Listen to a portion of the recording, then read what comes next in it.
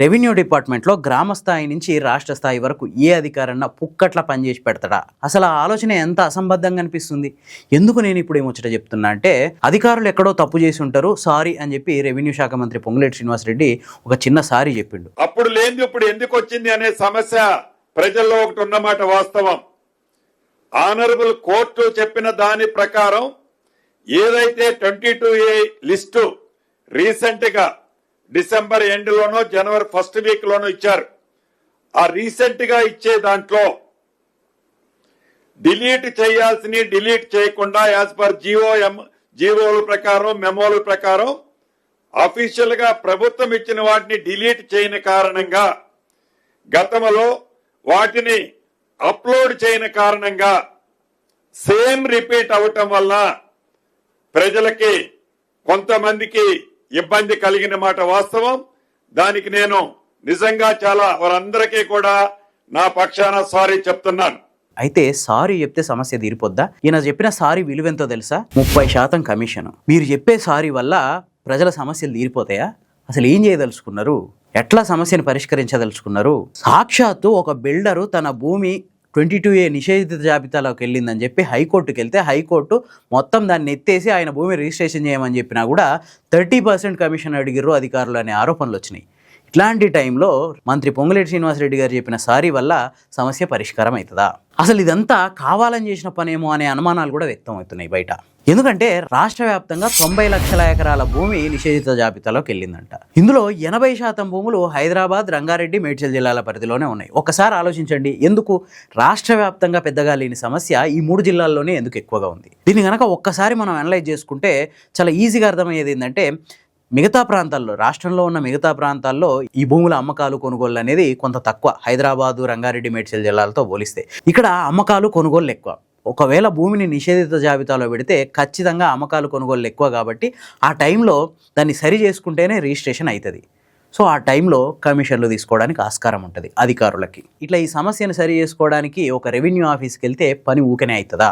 దీని మీదనే రకరకాల ఆరోపణలు వస్తున్నాయి. ఇట్లా చాలామంది ఈ భూముల సమస్య మీద రెవెన్యూ ఆఫీస్కి వెళ్తే 30% కమిషన్లు అడుగుతున్నారనే ఆరోపణలు వస్తున్నాయి. అంతేకాదు, కమిషన్లే కాకుండా ఆ భూమిలో 30% భూమిని వాళ్ళ పేరు మీద రిజిస్ట్రేషన్ చేయడం, డెవలప్మెంట్ హక్కులు కూడా ఇవ్వాలని డిమాండ్ చేస్తున్నారనే ఆరోపణలు కూడా వస్తున్నాయి. మరి వీటన్నిటికీ ఈ సారీతో పరిష్కారం దొరుకుతుందా? అంటే పక్కాగా ఒక వసూళ్ల దందాన్ని వ్యవస్థీకృతం చేయడం కోసం ఈ భూములని నిషేధిత జాబితాలోకి ఎక్కించారనే అనుమానాలు బలపడుతున్నాయి. సో సారీ ఖరీదు 30% కమిషన్ అన్నమాట. ఎక్కడి నుంచి దేవాలయ జనం? ఎన్నడో 20 ఏళ్ల కిందట, 30 ఏళ్ల కిందట హుడా వేలం వేసిన భూములు, HMDA వేలం వేసిన భూములు, హౌసింగ్ బోర్డు ద్వారా వచ్చిన భూములు, ఇవన్నీ జనం కొనుక్కున్నాయి. గవర్నమెంటు బహిరంగ వేలం ద్వారా కానీ, HMDA ద్వారా కానీ, హుడా ద్వారా కానీ, హౌసింగ్ బోర్డు ద్వారా కానీ ఇట్లా ఏ రకంగా ఒక ప్రైవేటు వ్యక్తులకి భూములు అమ్మితే అవి పూర్తిగా ప్రైవేటు పరం అయిపోతాయి. ఇక దాని మీద ఎట్లాంటి హక్కులు ప్రభుత్వానికి ఉండవు. అవి నిషేధిత జాబితాలో ఉండడానికి ఆస్కారం లేదు. సాధారణంగా ప్రభుత్వ భూములు మాత్రమే నిషేధిత జాబితాలో ఉంటాయి, ఎందుకంటే అవి విచ్చలవిడిగా ఖర్చు అయిపోకుండా. కానీ ప్రభుత్వం మార్కెట్ రేట్ ప్రకారం అమ్మిన భూములు మాత్రం ఎట్టి పరిస్థితుల్లో కూడా నిషేధిత జాబితాలో ఉండకూడదు. ఎప్పుడైతే రిజిస్ట్రేషన్ అనే ప్రాసెస్ కంప్లీట్ అయిపోయి ప్రభుత్వం ద్వారా సేల్ డీడ్ మనకు వచ్చిందంటే కథం, ఆ భూమి ప్రైవేట్ భూమి అయిపోయినట్టే లెక్క. భారత రాజ్యాంగంలోని ఆర్టికల్ 300A ప్రకారం దీనికి పూర్తి రక్షణ ఉంది. ఎవరైతే ప్రభుత్వం భూములు కొన్నారో వాళ్ళకి పూర్తి రక్షణ ఉంది. నిబంధనలు మాత్రం ఇట్లుంటే హైదరాబాద్లో ఎన్నడో 20 ఏళ్ల కిందట, 30 ఏళ్ల కిందట HMDA ద్వారా, హుడా ద్వారా, రకరకాల బహిరంగ వేలాల ద్వారా, హౌసింగ్ బోర్డు ద్వారా ఇచ్చిన భూములన్నీ 22A జాబితాలోకి వెళ్ళిపోయినాయి. ఎట్లా వెళ్ళిపోతాయి? ఇక్కడ 2 రకాల కుట్రలు కనిపిస్తున్నాయి. ఒకటి, ఈ నిషేధిత భూముల్ని విడిపించుకోవాలంటే జనం రెవెన్యూ ఆఫీస్లో చుట్టూ తిరగాలి. ఆ టైంలో అధికారులకి ఆమ్యామ్యాలు సమర్పించాల్సిన అవసరం ఉంటుంది. ఎందుకంటే ఎక్కడా పుక్కట్ల పనిచేసే అధికారి లేరు. దీన్ని నేను గంటాపదంగా చెప్తున్నా. ఏ అధికారితో పనిపడ్డా ఆ విషయం మామూలుగా ఉండదు. పైసా ముట్టందే పనిచేసే అధికారి రెవెన్యూ డిపార్ట్మెంట్లో లేడు. ఇప్పుడు హైదరాబాద్లో ఈ పని విలువ 30% కమిషన్ అనే వార్తలు వస్తున్నాయి. సో ఇది అధికారులకు పనికొచ్చే ముచ్చట. కాబట్టి ఇందులో రెవెన్యూ డిపార్ట్మెంట్లో కింది స్థాయిలో పనిచేసే అధికారుల హస్తం ఉండొచ్చు అనే అనుమానాలు బలపడుతున్నాయి. ఇక రెండోది ప్రజాప్రతినిధుల హస్తం. ఇది ఎందుకంటే కొద్దిమంది బడా నేతలు, పెద్ద పెద్ద నాయకులు ఎన్నో ఏళ్ల పాటు ఇట్లా అసైన్ ల్యాండ్స్, ప్రభుత్వ భూముల్ని కబ్జా పెట్టుకొని కూర్చుర్రు.